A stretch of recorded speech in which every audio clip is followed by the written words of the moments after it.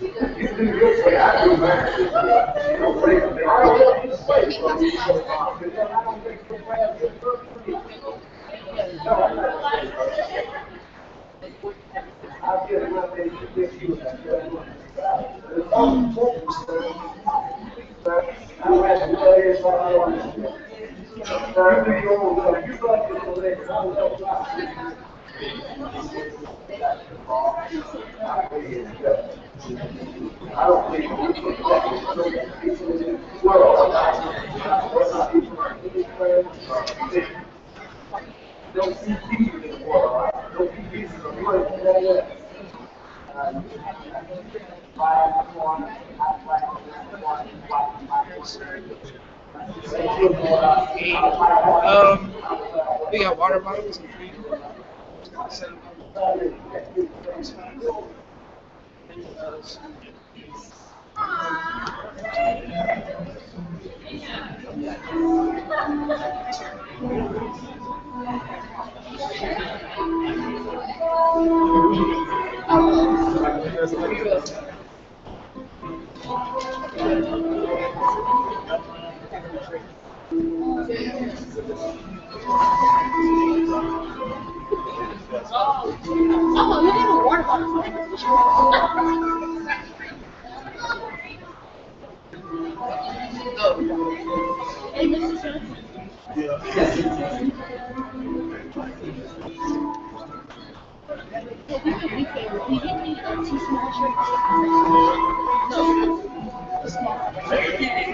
Y'all good? Everybody's good?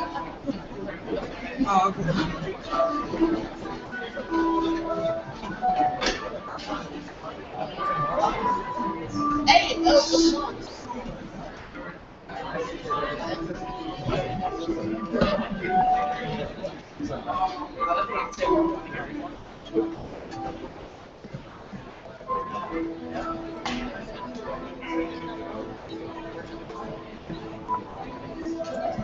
So we should put water bottles down.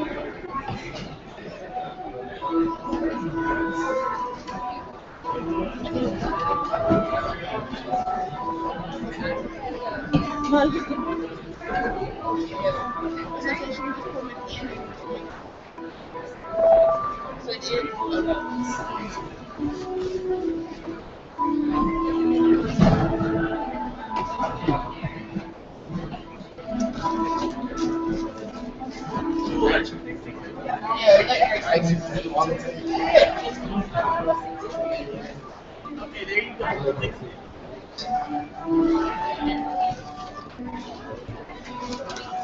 Sorry.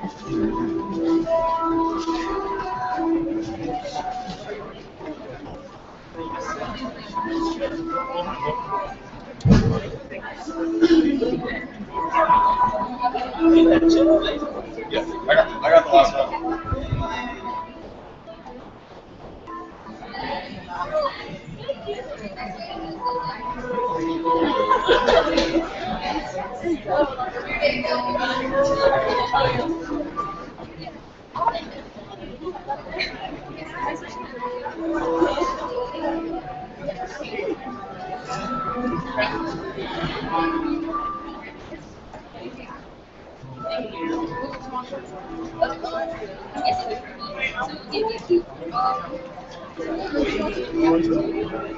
What the heck are those?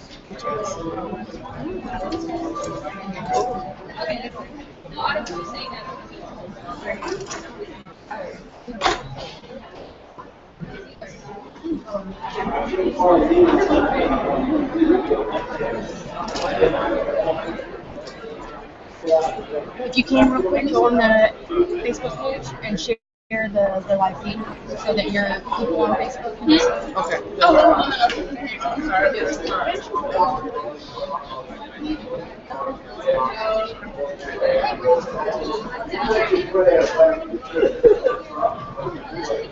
It's behind the curtain. Let me show you. Put it behind the black curtain.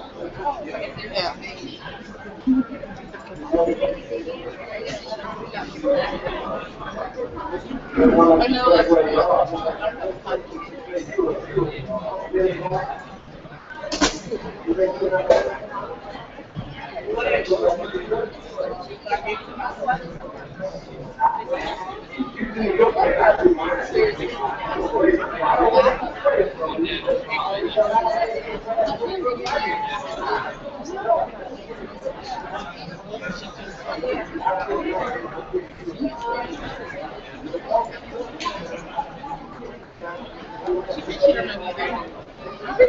want to say yes. I believe that's what Dr. Taylor said the first meeting. But don't hold me to that. Yeah, you can do like you normally. I think we'll have to ask Dr. Taylor because that I'm not sure of.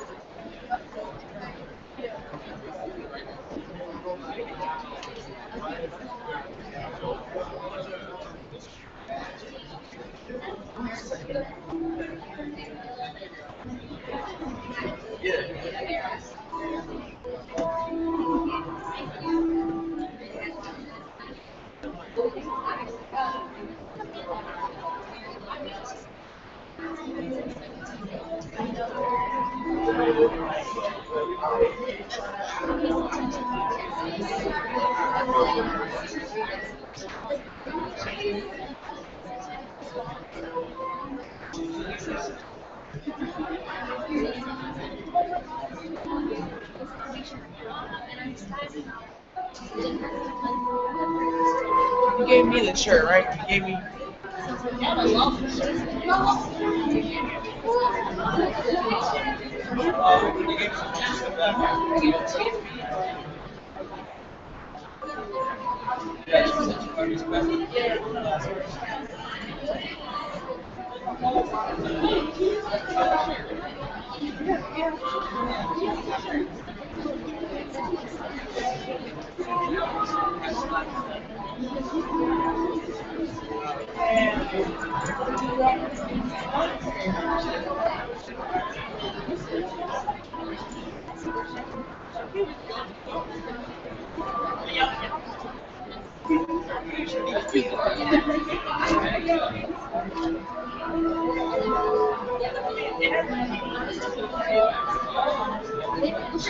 A large. So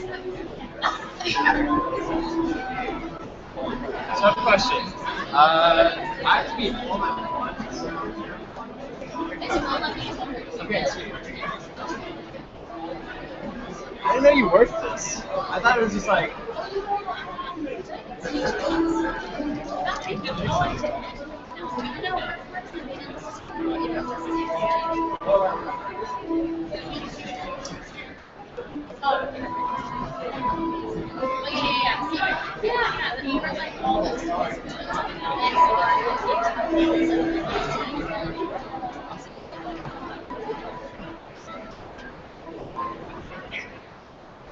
Someone just stole my seat. Oh my god.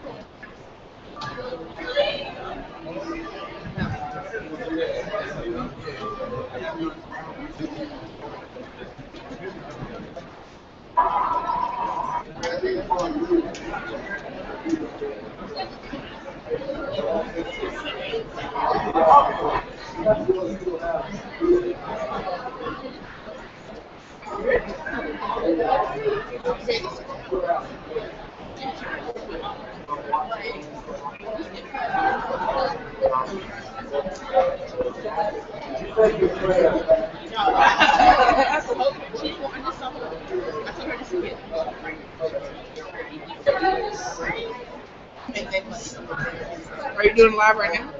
On YouTube and Facebook.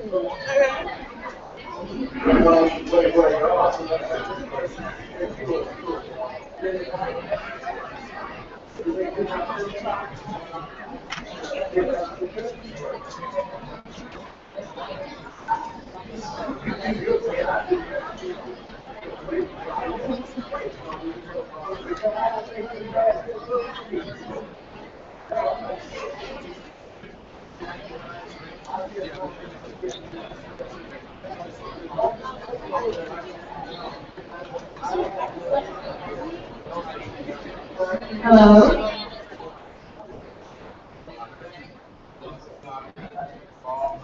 Good morning, UP students. How are you today?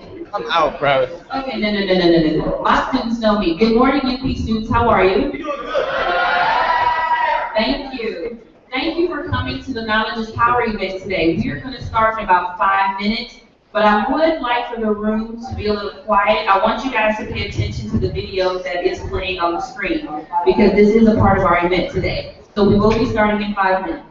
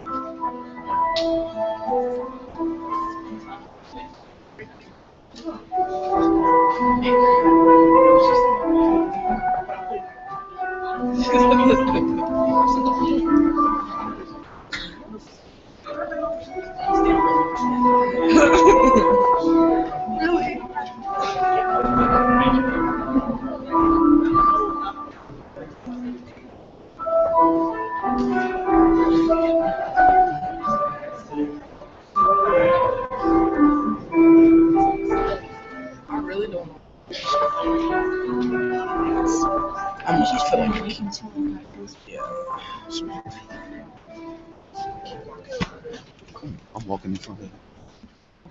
You're not going to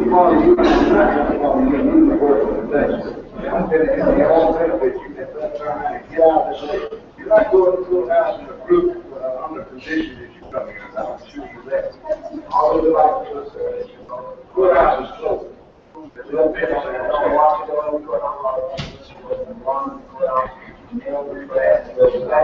You take your prayers back to your church. That's the proper place to pray. So I'm sure that God will hear your prayer.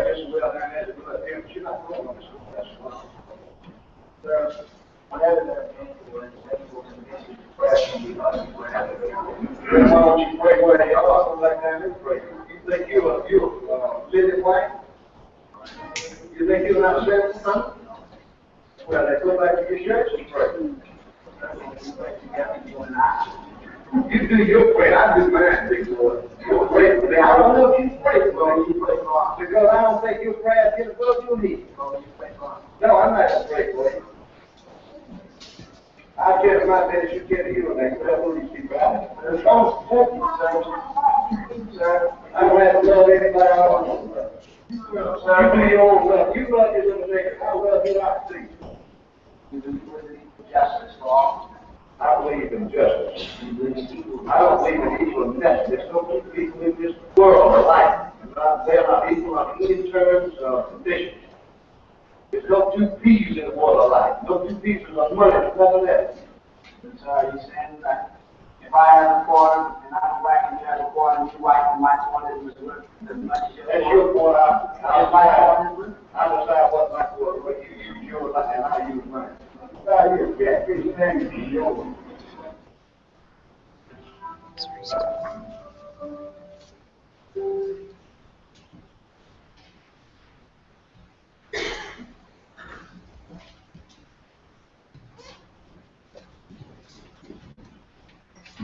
Good morning, everyone. How are you today? Thank you. Once again, thank you for coming to the Knowledge is Power event. I'm glad that everyone is here today. How this is going to run is we have moderators on the panel. Well, we have panelists, as you can see on the front. I will introduce each of them quickly, but I wanted you all to know that this event was brought to you by Psi Beta. I'm the faculty advisor for Psi Beta, as well as Nicole Stalnaker, who's on the panel. We also have Jermaine Johnson, Criminal Justice, Justice Agents of Change. And I'm Professor Katri, I'm the campus coordinator for civic engagement here at UP. So I want you guys all to be open and to ask questions, but I'm really going to start with introducing the moderators. The first one, well, our moderators we have right here are Professor Johnson. He will walk around this side of the room if you guys have any questions. Another moderator is also Dr. Kenyatta Phelps. She will be moderating that side of the room. We also have an adjunct professor, Professor Carlos Wallace. He'll be walking around and moderating in the middle as well. Now, in reference to our panelists, we have Michael Herzik.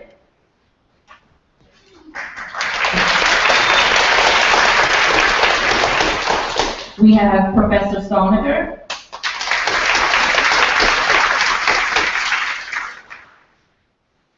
We have Patricia Officer V, yes. We also have Andrew Martin. Carlos Wallace, Deric Muhammad, and Jason Oliphant. If you guys would like to know a little bit of the panelists, you do have a handout that was in each of your sheets so you know directly where maybe you want to direct your questions to. Lunch and the raffle will be done at the event, which will be done around 12:10. Okay, do we have any questions? Let's get it going. Remember, knowledge is power. Thank you. How y'all doing today? Y'all hear me fine? Like she said, I'm Carlos Wallace. Glad to be here today. Thank you, Dr. Sonia, for allowing me this great opportunity to hopefully change some lives, mend some fences, and have a better relationship between law enforcement and the community. I want to first say thanks for all the questions. Who all submitted questions. I really appreciate it. There was like 22,000 of them, and we only have like an hour, so there's no way we're going to be able to get to every question. So I picked some of the ones that I felt like were the best, and a lot of them are kind of the same. So hopefully with the ones I chose, we'll be able to seek answers for the ones that when I select. I'm ready to get started. Y'all ready? Brother Deric, I'm gonna pick on you first. I like this question because I happen to believe that the justice system is a little bit unfair, but it's not really a black or white ethnicity as much as it is about your economical level and the tax bracket. So the first question is poverty the leading cause of crime?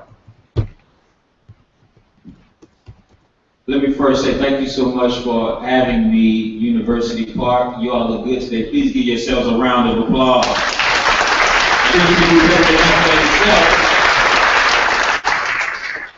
Is poverty the leading cause of crime? I would have to say not necessarily.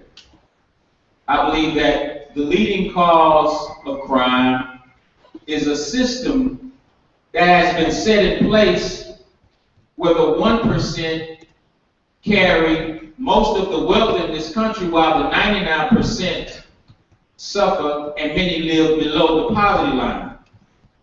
Dr. King said it like this.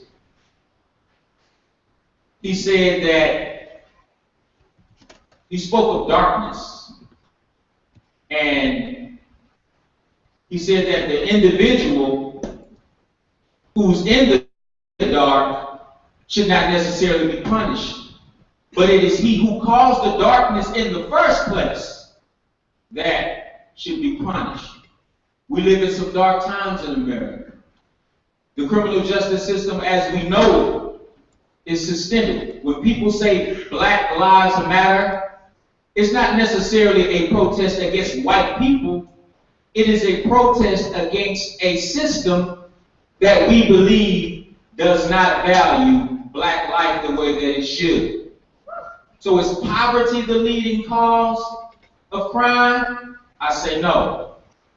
The leading cause of crime is a capitalistic system that robs the masses of the people of opportunities that the 1% have but the 99% do not have. So when we fix the system, then we can begin to fix the crime problem. I hope I made some sense.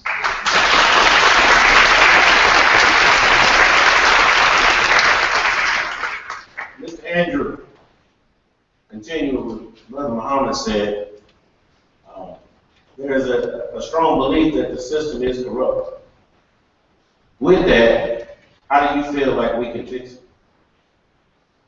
Well, fixing the system is twofold. We need assistance from the Justice Department as it relates to dealing with the issues that we have with law enforcement, but also we need socioeconomic intervention as well. Because when you look at a situation now where you have a person that does the right thing, goes to college, gets a college degree, and I look at one year of college at a state-funded university is with $15,000 to $16,000 in 2016. I was in law school for 3 years. My tuition and fees for that entire 3-year period was only $14,000. So, but when I was in law school, there were tuition caps. So, with the legislature regulated what state schools could charge for tuition fees. Now those caps are gone. So you have someone in a situation where they've done the right thing, they've graduated from college, but now they're in so much debt. The debt causes this darkness that the gentleman down here was speaking of. So we definitely, there needs to be a twofold approach. We need some help from the Justice Department to address some of these law enforcement issues, but for someone who's done the right thing to have some hope, we need some intervention, some financial, socioeconomic intervention to help. Okay. So what it sounds like to me is the biggest corruption is greed, which brings us back to Brother Deric with that upper 1%. Would you agree? I have to agree. How you doing, sister? Next one is yours. As a police officer, and these aren't my questions. Why do you feel like blacks are pulled over more than whites?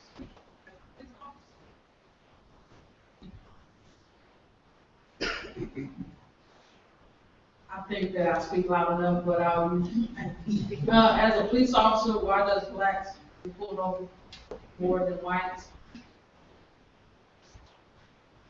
you can tie in a lot of what he's saying about poverty, about the system and it's corrupt, but you also have to be responsible for your actions, for what you do. You also have to look at the demographics of the area you live in or the population. So people say that blacks get pulled over more, you go to statistics and you go from there, but you also have to look at the population and demographics where the crime stats are coming from. And you also have to go back to property. Some people have brand new cars, some people have beat up cars or things of that nature. Traffic laws are set in place because you can get pulled over for a cracked windshield. You can get pulled over for no front plates. And a lot of people are uneducated and do not know these stipulations that can pull you over for violations that have occurred. Running a stop sign, rolling stop, different things of that nature. I'm not saying that they're actually looking in your car and then back down and pull you over just because. There's other things that you can violate traffic law, but you can't get pulled over. So it's fair to say that maybe some of the people are being pulled over and they feel like it's unfair, but they just didn't know the law. Correct. That's why we're here today, so we can build this relationship. Now, Brother Jason, then continue with what she was saying. You have something you want to say? Because the next question is yours. So you keep that mic on. I just wanted to add on to what she said. A lot of times,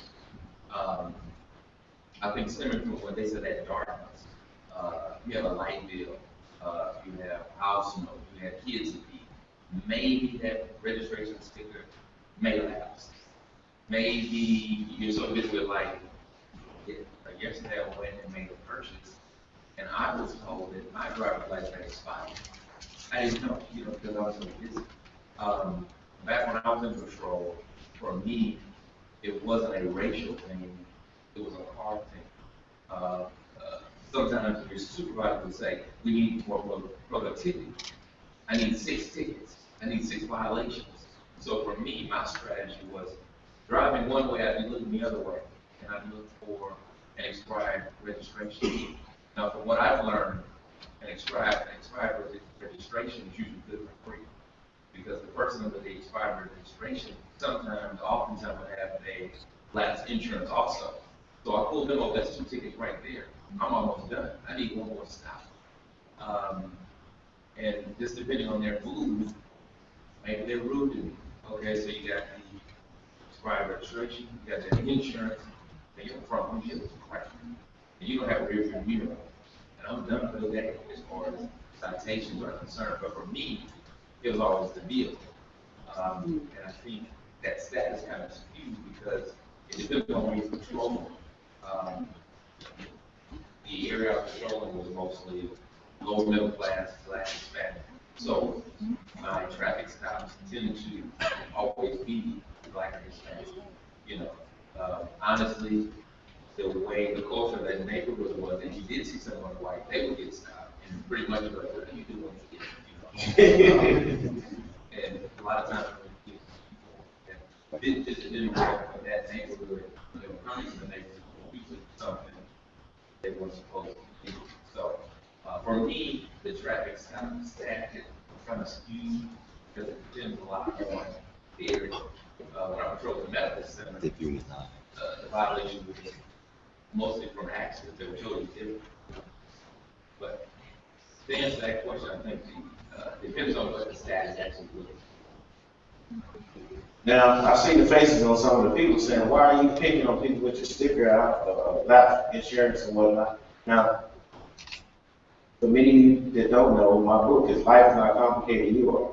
And a lot of the students in here have had that book as an assignment. And I'm gonna, with what he said, the book teaches you that it's about you. So if your sticker wasn't out, you wouldn't be pulled over. So I'm mad at the person that has a sticker out, not the guy that pulls them over. So just keep those things in mind. Carlos, could over here. Can I approach the gentleman with the suit on? Yes. Muhammad? Yeah. Okay. Some of the things that we go over in our class, I heard you mention Black Lives Matter. And with most of what we're seeing, a lot of people will say that Black lives only matter when a white person is taking it, as far as the police officer is concerned. What do you feel about that? I believe that we have to clarify these statements. Black lives matter versus all lives matter. When people say all lives matter, I understand what you mean. That's idealistic. But when we have to tell you that black lives matter, it means that when I say black lives matter, I am saying all lives matter to a system that has devalued black life. Prove it, Brother Deric. Let's look at the history of America. Let's look at how hundreds, over 100 million black lives were lost during the transatlantic slave trade. 6 million lives were lost during the Holocaust. These were Jewish lives in Germany. It was a travesty. Tens of millions of Native American lives were lost during Christopher Columbus's movement, and they decimated the ranks of the Native American, the so-called Indian. Travesty. Hundreds of thousands of Japanese lives were destroyed when they were put in internment camps. When it came time for them to lobby for Japanese reparations, they got it. When it came time for them to lobby for Jewish reparations, they got it. When it came time for them to lobby for Native American reparations, they didn't really get reparations, they got reservations, but the loss of those lives were recognized. But to this day, in the United States Congress, they won't even pass a resolution to discuss reparations for all of the black lives lost during the transatlantic slave trade. That is the government of America telling you black lives don't matter to us as much as they matter, as other lives matter. So a student who would make that statement has a very valid point. The fact that you're in somebody else's neighborhood trying to make a quota to write tickets is a shame in and of itself. Is that right? And there is a problem with racial profiling in this country. See, you have to look at the history of the police force in America. When did police departments first turn up in America? They turned up when you had a problem with runaway slaves. That's what they were. They were slave catchers. So the ultimate objective in the first place of the police department in this country was to catch black people and put them in their place. And I'm here to say that unfortunately, that too much has not changed.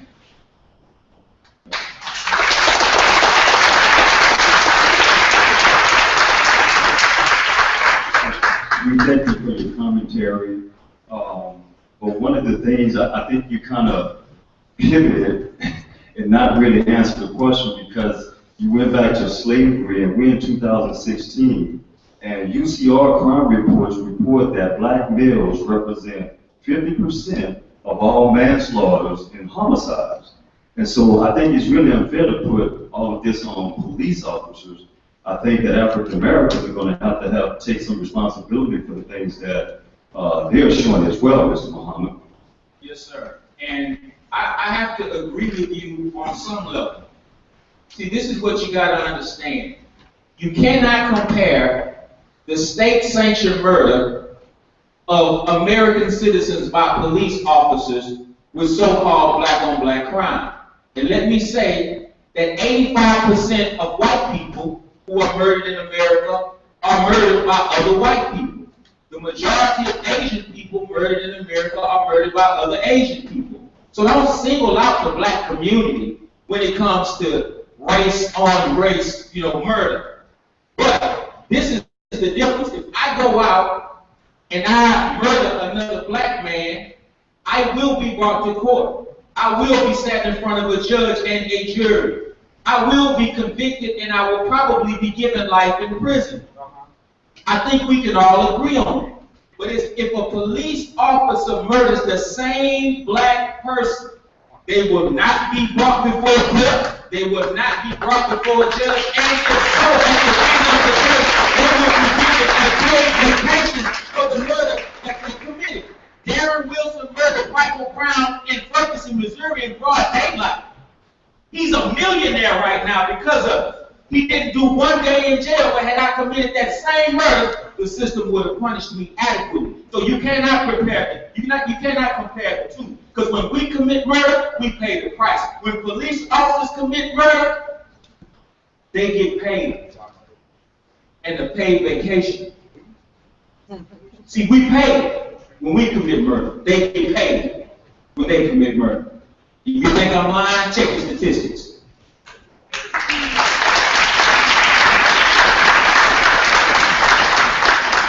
I got a question. I mean, we all understand about the police and the Black Lives Matter. What I want to know is, by me being black and I got kids, I don't hear nobody teaching, other blacks teaching our males how to approach a police officer, how to talk to a police officer. Because when they do get pulled over, like my man said, he's looking for this on the car. You can eliminate a lot of that if you know how to talk to them. Because I grew up in South Park. And some of these kids, now these days, don't know how to talk to a police officer. You ask them a question, they want to ask why. Because at the end of the day, we all want to go home to our family. Right? And nobody's even saying all that. I don't hear that at all. I mean, we all know about slavery. We all know the incarceration, about all these jails being built and the whole nine. But nobody's talking about teaching. I want to hear about teaching. Teaching our young black youth that's coming up. Teaching them how to be respectful of one another. Can somebody answer that question? I'll answer. I'm going to totally disagree with you because Brother Deric and I specifically, and I'm sure there's a multitude of other people doing the same thing.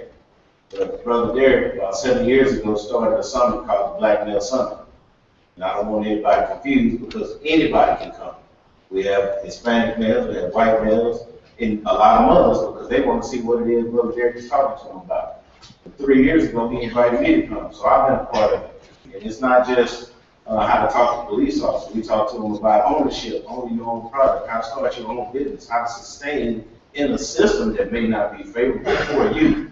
So rather than cry about it, you make the system want you to be a part of it. And you're the owner. And I think Brother Deric so graciously stated, own or be owned. Well, you see what being owned worked out. It didn't work out in our favor. So now I want to teach you how to own. So yeah, there are teachings. Now, is it as popular as the killings and all this other stuff? Probably not, because negativity just seems to travel much faster than positivity. But to say that it's not going on is a complete false. Two-part question. Okay. Question right here. Awesome. We want some students to ask the questions. My name is Kara Scurry. I'm actually a criminal justice major. I do plan on becoming a police officer once I graduate from Wallace College. My question to you guys is, I guess I'll tie it all with the pulling over. Now I was recently pulled over. You know, it was 10 o'clock at night. I'm on my way home. I look like a male. I have my hat. I'm wearing all black. I get pulled over. Police officer comes to my car. He's very aggressive. He has an attitude in his voice. And he's just, I thought he was demeaning me.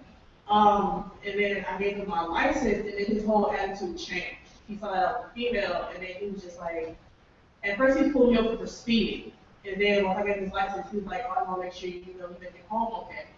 So why is it when he perceived me to be a male that he came at me in an aggressive tone? But once he saw that I was a female, his whole demeanor changed and he was very blank.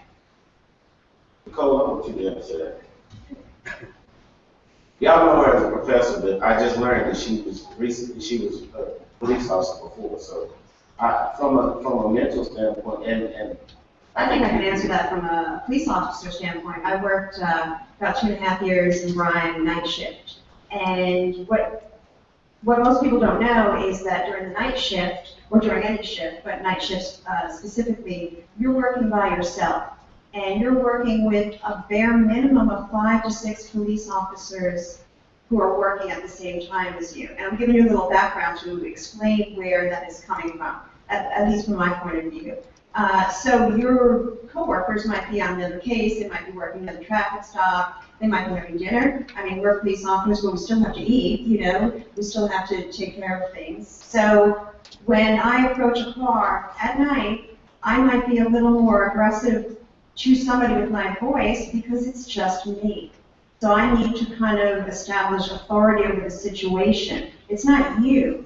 It's authority over the situation to know that I'm in control and I'm going to go home. And if you pull a gun on me, it's me and you. It's not my coworkers who are 10 minutes away, who might be eating, who will take some time to get there. So I think being a police officer, we see the situation from a different point of view. You see it personally. I'm seeing it as doing my job and taking control of the situation and being safe and keeping you safe too. Once the situation de-escalated, I don't know if it had to do with a male or female thing, but knowing that you were not a threat, then it changed. Say you were speeding, there's no reason you have to get a ticket. I assess the situation, realize I don't need to write a ticket, and have a nice night, and off you go. So it's not anything personal, which you might be seeing it as. To me, it's how I approach a traffic stop. But when he said I was doing 80 and a 40, you don't see that as I should get a speeding ticket if I was doing 80 and 40? There's no reason. I mean, I probably would have written the ticket, but you know, you got lucky. He just gave you a warning. Count your blessing. Another question? He wants to say something. I want to comment on that. My bio wasn't up here. My name is Officer Tank, so everybody calls me Officer Tank. I'm retired Houston Police for 28 years. I've been here 3 years. I'm a graduate of Texas Southern, Vietnam veteran, and all that good stuff. I come from a place with 4,500 police. Not 25, not 30, not 25. I knew Deric Muhammad when he was a young man. He's been doing this a long time. He's been doing this a long time. But what I want to piggyback on some of the stuff that what Officer Vidito was saying earlier. She worked in my substation of Northeast Houston for about 5 years. And she went off and did some other police work with the state. And I was trying to get her to go back to Houston. I had talked to a couple of assistant chief friends of mine. They could circumvent stuff, but she's that good, and she's that needed. But what I want to emphasize to what the young lady said, there's day shift, there's evening shift, and then there is the night shift. It's a whole different mentality. I'm not trying to make excuses for the officer. What I'm saying is dark, it's nighttime, he's by himself. And let me be very clear. Let me be very clear.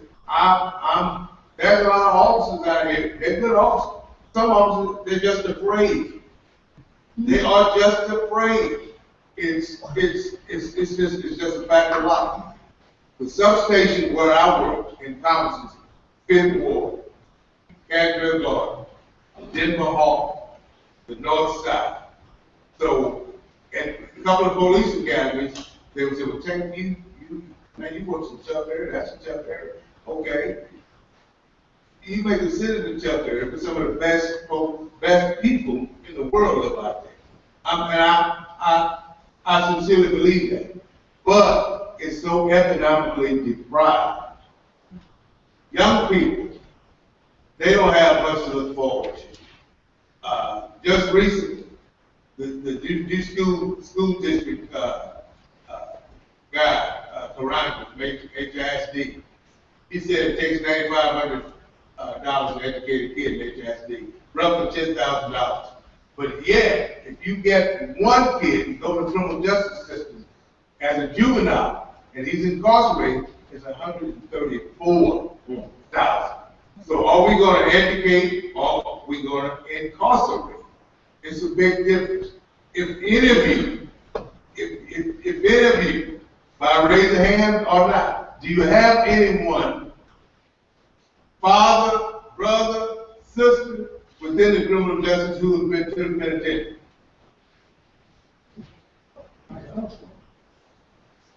And the reason why I'm asking this, because they have a hard time. They have a hard time readjusting. It's called justice with mercy. We're trying to, it's like the young officer, I'm kind of over it. I work Northeast Houston. I work patrol, I work jump out boys, tag team, did a little undercover stuff. I never had to try to get ducks of productivity. Because the human suffering is so great, that people will do things that are felonious and will get themselves in so much trouble that a traffic ticket is nothing. You're talking about felonies. And these things will follow these young people for the rest of their lives. It don't matter if they come up here and get an associate degree. It don't matter if they get a bachelor's degree. At felony, if you got it at 17, it's 77.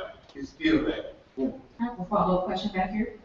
I want to go back to the situation and what she presented. So I see a little problem here. You said that after the person, the officer or whoever, found that the situation wasn't, I guess, a dangerous one, and he calmed his nerves. But the issue is she still does the same. So really the changing point or the climax of the situation was the fact that the officer found that she was a woman. But I know a lot more women are way more, I guess, threatening than those guys. So would you say that would be an issue as far as just approaching the situation, looking at aggressive attitudes from the get-go? Like, not everyone is, like, for instance, when I get pulled over, I'm fine. Because I know how to speak. I don't come at people with a bunch of anger. And when I see that, I'm trying to figure out why is that the case, especially since I didn't give you any kind of cue to start off that way.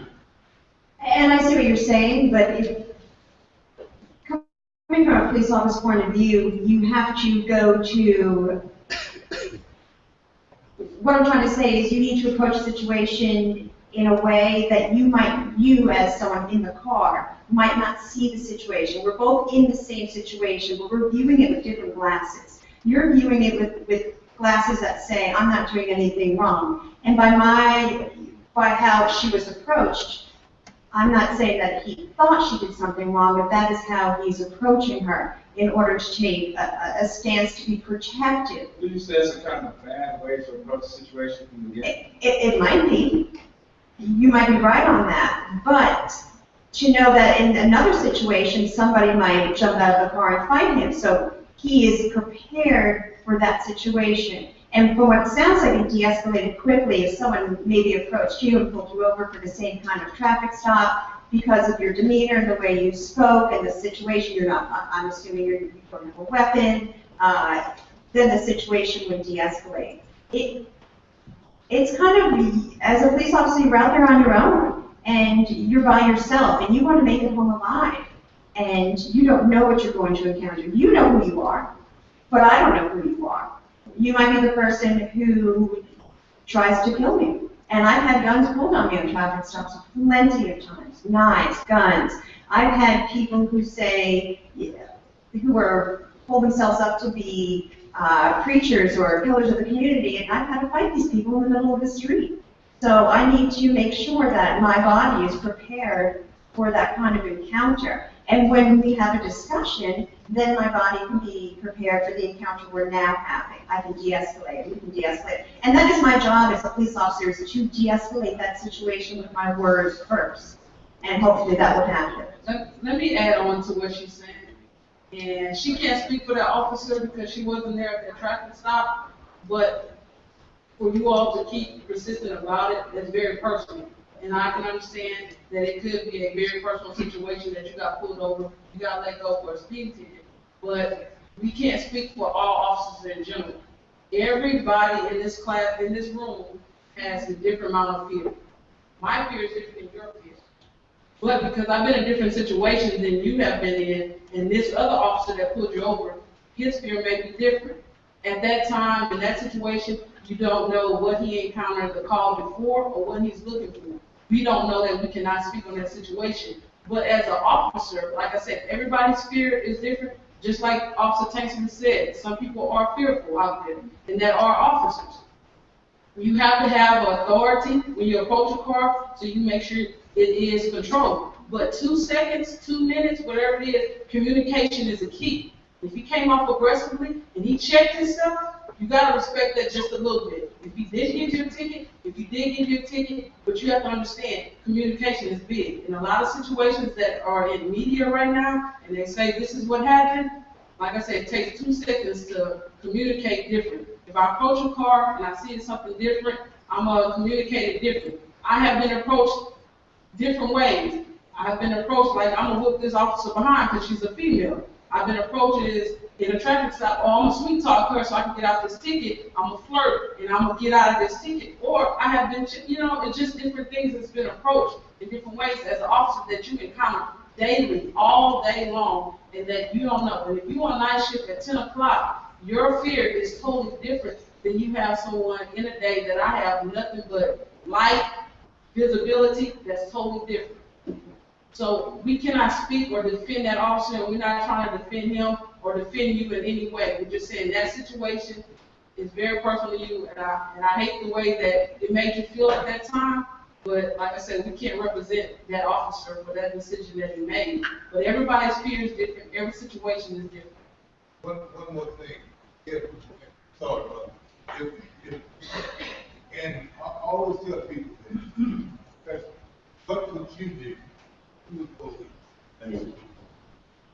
What would you do if you were a police officer? Bottom line of it is that police officer, is he communicating, investigating, or is he intimidating and denigrating? Now, after the confrontation, I would hope he has character and communication skills enough to mention the fact that, ma'am, sorry, hopefully, no, that's what I'm saying. Now, look, you're still talking about somebody who did almost 30 years with a major police department. And this guy still, there's different see, I'm not afraid. And not that I'm all that. It's just my culture, my upbringing, my training. What I'm afraid of is down without honor, not doing the right thing by citizens, not doing the right thing by people, and blemishing an exemplary police history of my own, or letting that particular neighborhood down. They're still, y'all in University Park, y'all still my people. If you're doing good, if you're doing bad, you're still my people. Y'all in my people. I care about y'all. Your mamas, y'all say sentiment up here. They're out there waiting on some of y'all to pick you up. I care about you. It's the same thing with an officer in a beat. I want to protect you all. Sometimes we have to try to protect you from yourself. But the bottom line of it is, that's what a police officer is supposed to do. Yeah, we have a question. Yeah. May I say something real quick? Let's first be clear that not every situation is the same. So we want to be careful when we generalize. I do believe that there are some decent police officers out there, but I also believe that there's some racist, redneck, no good police officers out there as well. My sister, what is your name, ma'am? Kiara. Let me be the first, if nobody else has said it to you in this room. Ma'am, I am very sorry about what happened to you. And I pray to God that He heals you and He gives you peace of mind so that you will know that you don't have to be afraid of anybody. what happened to you was not okay. That was not okay. And I think we're kind of skirting around the issue. She said when the officer thought that she was a black male, he mistreated her. He was not respectful to her. When he saw that she was, in essence, a female, he changed his tone. That's what she's talking about. Now, if I do a propaganda workshop, and in that workshop I ask everybody to close their eyes. I don't want you to do it right now. And then I call out a word, and I ask the audience to tell me what's the first picture that you see in your mind when I call out that word. So sometimes I'll call out the word drug dealer. And people have to be honest. When they open their eyes, they say, I saw a black male when you said drug dealer. But when you look at the statistics, most of the people arrested for selling, distributing, and use of drugs in this country are not black. Propaganda. And the black male has been painted as the enemy when we are not. Truth be told, that most of the criminals in this country don't wear hoodies and jeans. Most of the criminals in this country wear blue suits, white shirts, neckties, and they commit what's called white-collar crime, and there's not an officer on this dais that has the power to arrest them. Truth be told, most of the bank robbers in this country are not black males. Most of the bank robbers in this country are actually the individuals who own the banks, and they rob you while you're asleep. So you were treated the way you were treated when they thought you were a black male, because at that point they thought you were more of a threat. And the last thing I want to say is that if you are fearful of human beings, then you don't need to be no police officer. If you are fearful. You need to find another job if you're fearful. It's directed towards the panel, and from what I saw the minute I walked in, we don't have a balance between the minority of police officers and Caucasians. And some of the questions that we do have are geared specifically towards a Caucasian officer. More specifically, let's say Black Lives Matter and what their opinion is on it. We don't have an officer we can talk to directly about that. So why is that? Well, I disagree, sister, because she said an officer pulled her over. She didn't say what his ethnicity was. Mine is not balancing officers. I'm directing the panel I have right now. No, but I think her problem was the officer and not a specific white officer or Hispanic officer. She said an officer. I know, but I'm asking this. Why there's not a white? Nicole. She about as white as you can get.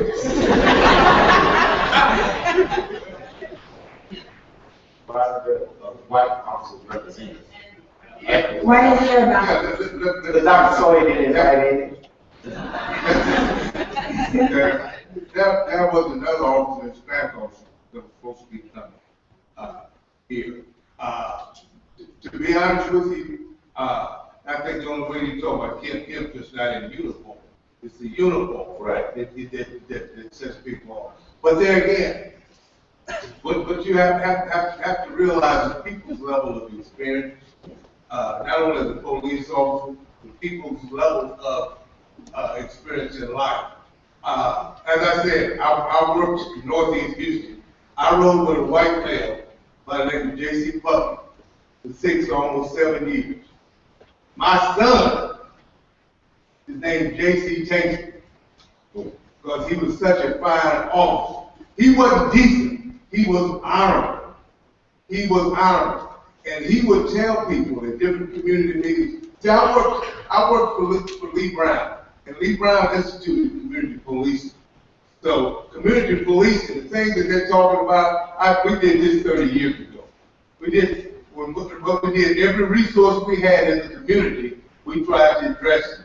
And what we would have white officers, black officers, night shift officers, day shift officers, meeting the civic leaders, the church leaders, everyone in that particular venue on a monthly basis. Initially, individuals did not want to participate, but the crowd had gotten so great, they had to start participating. So I understand what you're saying, but I know a lot of honorable policemen, black, white, brown, and I know some who just get through the day. But the bottom line of it is Brother Muhammad said, and he just told the truth, when that sister was considered to be a man, I'm a brother. I keep a Houston police hat in my car. In my car. Because I know how the real world works. We can say and talk and sense and propaganda and what if. I can tell you right now, I have been stopped. I have been pulled out of the car. I have been questioned. But until I got out and showed my ID, did I get an apology.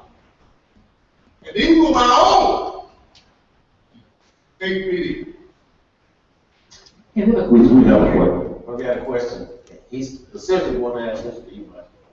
Hi, good morning. My name is Jermaine Johnson.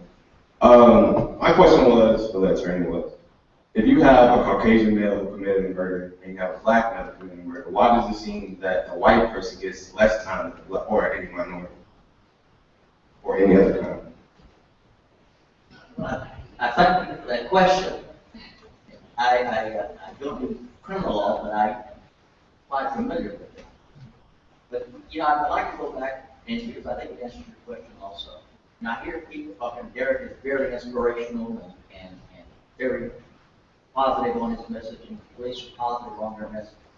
But, you know, if you want to do something about it, you don't like what HPD is doing, it's report. I'm the oldest person in this room. I'm over it. You don't have the chance. Become a police officer. Vote. You know, everybody got excited in 2008 to vote. Look at that. Obama in there. Well, 2 years later, there was a vote for Congress. No one showed up to vote. So our laws are all messed up. Y'all can change it. I ran for Congress. I put $480,000 of my own money into it. My own money. I lost. My former wife wasn't happy about it. She dreamed about the house she could have that she didn't have. But I tried to do something, and y'all are young, y'all are so inspired. And I am so happy to see y'all here. Because it gives me hope for my children and my grandchildren that this youth is coming. But if you don't like what HPD is doing, become a police officer. If you don't like what your Congress is doing, vote him out. If there's a drug dealer in your community, get your community organized and get rid of them. Patrol can do it. But what happens is, we're very excited, you know, in 2008, 2012, for example, we're very excited about Obama. I was, great, the kids were, I thought, man, this is really going somewhere. Now we've got two people running and people saying, well, I don't like either one. Well, the laws are still going to get passed. So either you're going to do something about it, or you're going to sit over here and complain that this is happening and that's happening.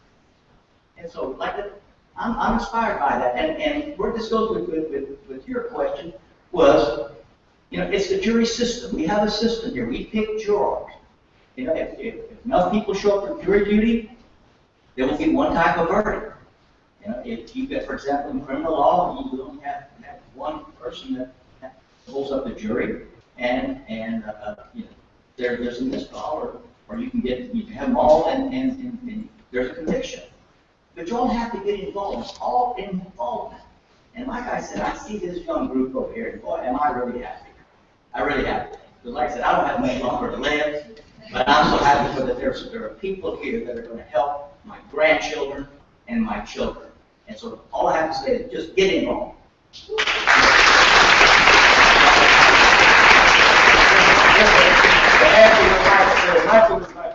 Another father to me. I lost my father in 2008, and I met Michael back in '94, but he kind of picked up the slack.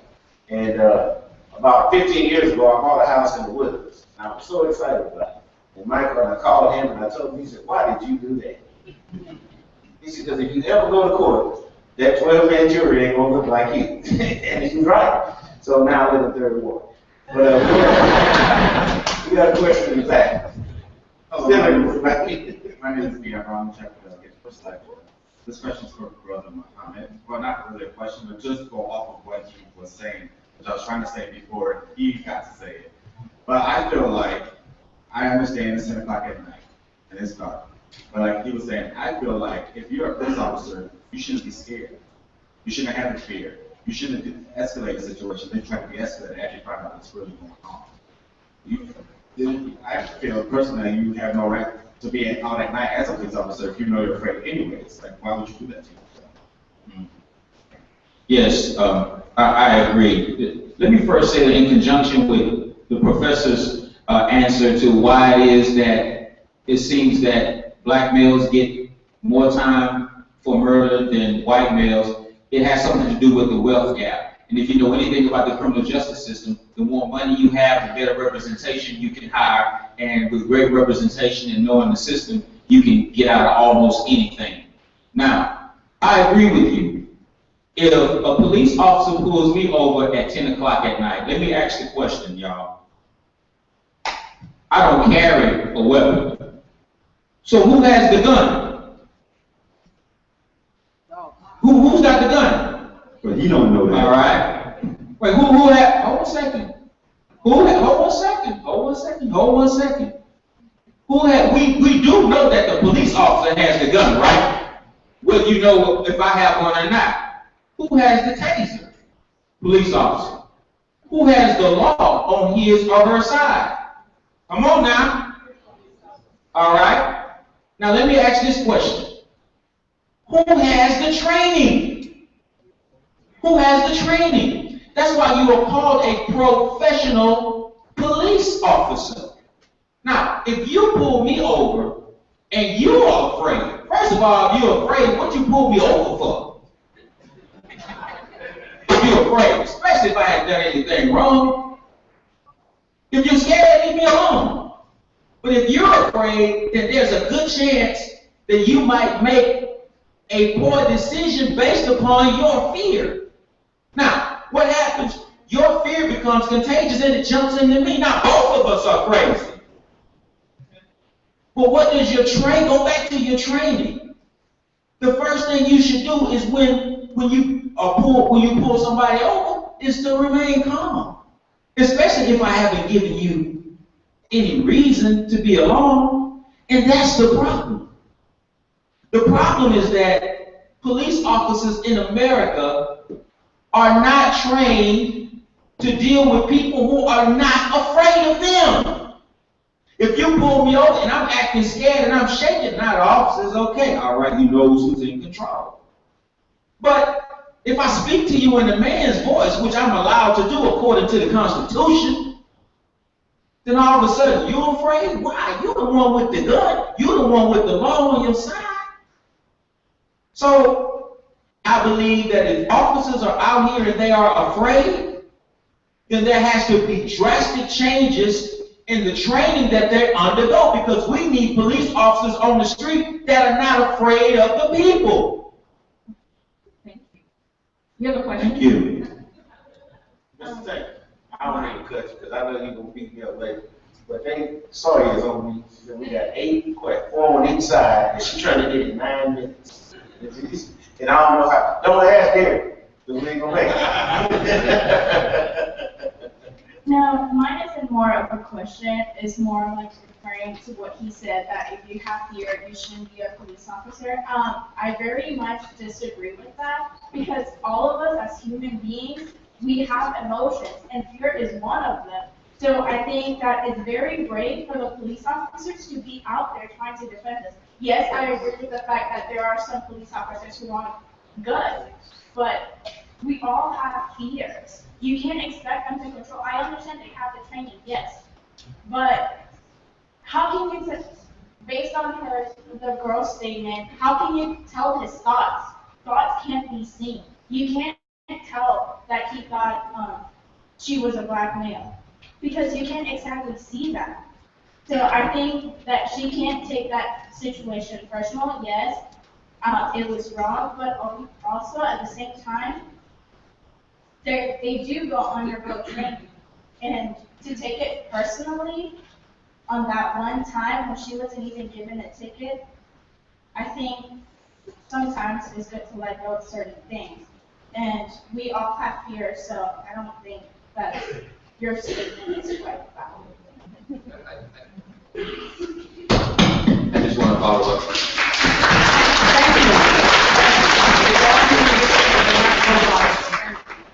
I just want to follow up and say thank you for what you say. I disagree with this gentleman just on that, an aspect of that, because I think everybody has a level of fear. Now, yes, if you're shaking in the car, you probably don't need to be a police officer, but on something, whether it's a traffic stop, whether it's a home invasion, whether it's a silent 911 at the house, as a police officer, when I arrive, I do have a heightened level of stress, because I don't know. When I come to a vehicle, I don't know if this is friend or foe. I do have to assess the situation. Nighttime is different than evening shift. When we approach a vehicle, we're trained to do a quick peek. You're watching the car, you're watching the hands. There's a towel on the front seat. What's under that towel? Why is it there? I can't see his hand, let me see your hands. There are a lot of different situations that happen in situations, and officers do have to make assessments in seconds, and he is correct. If your fear overtakes the scene, you can convey your fear, and then you can make the wrong decision. But to say somebody can't have fear, I just agree with that. That's why I'm not a cop, because I'm scared. Another question. Hi, my name is Stella, and I have, I'm sorry. Well, I just had a question. I was wondering, what is the exact extensive training that police officers receive if Eric Garner was in a headlock? But why was it that he was in a headlock? Why did the officer feel the need to react so harshly? Or why was it when a young female was just acting out, which, it's wrong, but she just was, I don't know, was she afraid or something? Why did the officer feel the need to pull out a gun? So what is the extensive training that officers receive if y'all receive so much training? Why do y'all not receive training to react a certain way in a certain situation? Why isn't there, I can only speak for Houston. I know we go through extensive training, and every time we have one of these major situations, we have to go back and be retrained on what to do and what not to do. What happens a lot of times is officers, out of fear, or maybe they deviate from the training. I think in the Garner, that headlock wasn't even, it's not even a legal move. That's not even a tactical move that's trained. I think he got that off WWE or something. And then look what happened. But the training we do receive, now, and I found out there is no universal system of training of police, which is probably needs to be addressed. I assume that everybody got the same amount of training, which isn't true. Luckily for Houston, our department, we haven't had one of these national incidents.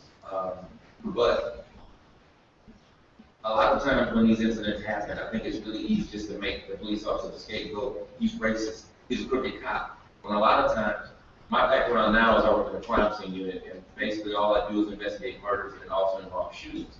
A lot of times officers do things tactically wrong, whether it's fear, whether they jump the gun, that's a bad pun, but a lot of times officers make tactical errors that cost people their lives. And no, they shouldn't just get a slap on the wrist, and because a family still has to adjust to that. A family loses a lost one. But a lot of times I don't think it is race. I think race may play a factor in it, but a lot of times from an investigative point of view, when we investigate also involved shootings, it's bad police tactics. Thank you. We have a question over here. Real quick, just to add to what he said, in the Eric Garner case, I'm also a resident of New York. And the city of New York ended up paying his family, I want to say $5 million. And there are a lot of citizens of New York that are upset about that because that money comes from you. It's taxpayer money. So the citizens are now saying, hey, we need to hold these cops responsible for what they're doing because I don't want my taxes to continue to raise to pay for their mistakes. So it's not just the family that suffers, even though they suffer ultimately the most. We as a collective all suffer because we all pay tax. So throughout my entire life, I've been told that the purpose of the police is to protect us and to serve us. But in this time, where it's so clear that the only real power that they have is a threat of violence over us, and they expect us to obey that just because we're afraid of being hurt, how am I supposed to trust the police? How am I supposed to think that they're here to protect me or anyone I love care about? I don't want to wrap up, but I have a question. If you have a home invasion, who was called out to your home? Police officers are there, so that's, serve protect. We still have other jobs than just, or other duties out there than just what media portrays right now in society. You have domestic violence, you have child abuse, you have different things that fall underneath policing instead of saying that all it is, they're promoting violence. We still interact in different aspects of the law. We act underneath the law. You have a question over here? Hi, my name is Tyler Stevens. My question would have to pertain to the, more or less the process of arrest, because not too long ago I was arrested for accidentally shooting my neighbor's house with a paintball gun, and she called the cops out. And what ended up happening was I was slapped into a cop car, cussed and everything. I was stuck in, I was sent downtown, and I was there until about 3 in the morning. And by the time I realized that they let me out, and I didn't get so much as a phone call to let my dad know they let me out in the middle of the night. And I was stuck out there and had to wait for someone to come by so I could use their phone. Because I was arrested with literally just clothes on my back and a water bottle in my pocket. So, Sheriff's Department. Sheriffs. I actually know a couple of sheriff's deputies, and they went back and kind of tore into this guy's sergeant, and he got quite a verbal thrashing. Now, what I'm concerned about is they were trying to charge me with a misdemeanor offense that never really stuck, because by the time I realized that my friend's dad had told me that the DA had thrown out the case before it ever really got to the point of being a case. What did you shoot? I shot my paintball gun, and I was test firing it, and it kind of looped up over the fence because of the type of barrel I had on it. Yeah, the thing is, who wanted to file children? It was my neighbor who was right behind me. She has a sort of chemical dependence. When you apologize? I went over to apologize, even clean up my mess, and she was still bad. I'll be honest with you, you can go and too much stuff to do. And that's exactly what I was concerned about, because, a bunch of my sheriff's deputy friends had told me that they would never arrest me, they would give me a fine or a ticket, and just told me to pay it on when I got the chance and then be done with it.